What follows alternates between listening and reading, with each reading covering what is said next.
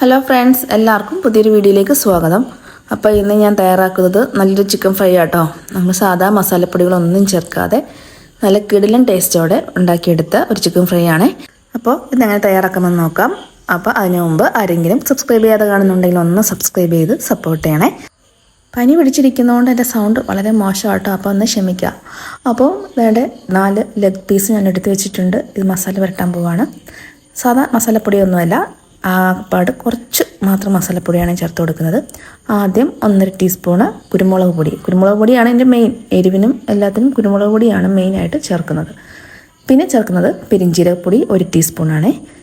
പിന്നെ ഇതിലേക്ക് ചേർത്ത് കൊടുക്കുന്നത് ഒരു 1.5 ടീസ്പൂണ് വെളുത്തുള്ളിയുടെ പേസ്റ്റാണ് കേട്ടോ. ഇഞ്ചിയില്ല, വെളുത്തുള്ളി മാത്രമേ ഉള്ളൂ കേട്ടോ. പിന്നെ ആവശ്യത്തിന് ഉപ്പ് ചേർക്കുന്നുണ്ട്. പിന്നെ ചേർത്ത് കൊടുക്കുന്നത് സൺഫ്ലവർ ഓയിൽ 1 ടേബിൾ സ്പൂണാണ് കേട്ടോ ചേർത്ത് കൊടുക്കുന്നത്.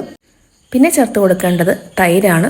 നല്ല കട്ട തൈരുണ്ടെങ്കിൽ നല്ല കുറച്ച് പുളിയുള്ള തൈര് വേണം കേട്ടോ ചേർത്ത് കൊടുക്കാൻ വേണ്ടി. അപ്പോൾ വറുത്തെടുക്കുമ്പോൾ ചിക്കൻ നല്ല സോഫ്റ്റായിട്ട് കിട്ടാനും അതേപോലെ നല്ല ടേസ്റ്റ് കിട്ടാനും ഇച്ചിരി പുളിയുള്ള കട്ടത്തൈര് ചേർത്ത് കൊടുക്കണം കേട്ടോ.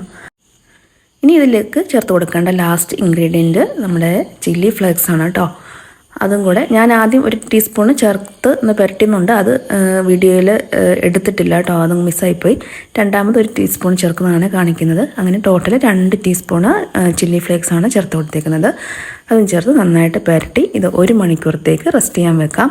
മിനിമം 1 മണിക്കൂർ വെക്കണം കേട്ടോ, എന്നാലേ നമ്മുടെ ചിക്കൻ നല്ല സോഫ്റ്റും നല്ല ടേസ്റ്റും ആകത്തുള്ളൂ. അപ്പോൾ ഞാൻ ചിക്കൻ വറുക്കാൻ വേണ്ടി എടുത്തേക്കുന്നത് ബട്ടറാണ്. ചെറിയൊരു പീസ് ബട്ടറാണ് എടുത്തേക്കുന്നത്. എന്നിട്ട് അതൊന്ന് മെൽറ്റായിട്ട് വരുമ്പോഴത്തേക്ക് നമുക്ക് ചിക്കൻ നിരത്തി വെച്ച് കൊടുക്കാം. നിരത്തി വെച്ച് കൊടുത്തിട്ട് ഫ്ലെയിം ഒന്ന് നല്ല ലോ ഫ്ലെയിമിലാക്കണം. ലോ ഫ്ലെയിമിലാക്കിയിട്ട് വേണം വറുത്തെടുക്കാൻ വേണ്ടി. അല്ലെങ്കിൽ ചിക്കൻ വേവത്തിൽ ഹൈ ഫ്ലെയിമിൽ വെക്കുമ്പോൾ ചിക്കൻ പെട്ടെന്ന് കരിഞ്ഞു പോവും, വേവത്തുമില്ല. അപ്പോൾ ചിക്കൻ വേവാൻ വേണ്ടി ഒരു 10 മിനിറ്റത്തേക്ക് നമുക്കത് മൂടി വെക്കാം. അപ്പം മൂടി വെച്ചില്ലെങ്കിൽ വേവാൻ താമസമാണ്, അതേപോലെ കരിഞ്ഞു പോവുകയും ചെയ്യും പെട്ടെന്ന്.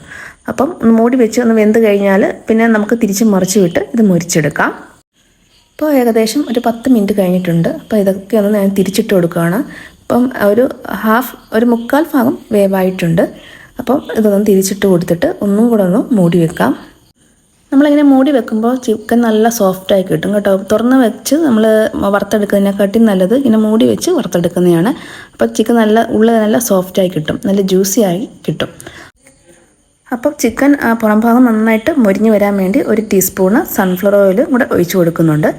എന്നിട്ട് തിരിച്ച് മറിച്ച് വിട്ട് നന്നായിട്ട് മൊരിച്ചെടുക്കാം. അപ്പോൾ ഇങ്ങനെ ചെയ്യുമ്പോൾ പുറമേ നല്ല മൊരിമൊരാന്നിരിക്കുകയും ചെയ്യും, ഉള്ളിൽ നല്ല ജ്യൂസി ആയിരിക്കും. അപ്പോൾ നല്ല ടേസ്റ്റാണ് കേട്ടോ കഴിക്കാൻ വേണ്ടി. അപ്പോൾ ഒന്ന് തീർച്ചയായിട്ടും ഒന്ന് ചെയ്ത് നോക്കുക. അപ്പോൾ വീഡിയോ ഇത്രയേ ഉള്ളൂ. ഇഷ്ടപ്പെട്ടാൽ എല്ലാവരും ഒന്ന് ലൈക്കും ഷെയറും കമൻറ്റും അതേപോലെ ഒന്ന് സബ്സ്ക്രൈബും ചെയ്യാൻ മറന്നുപോലെ.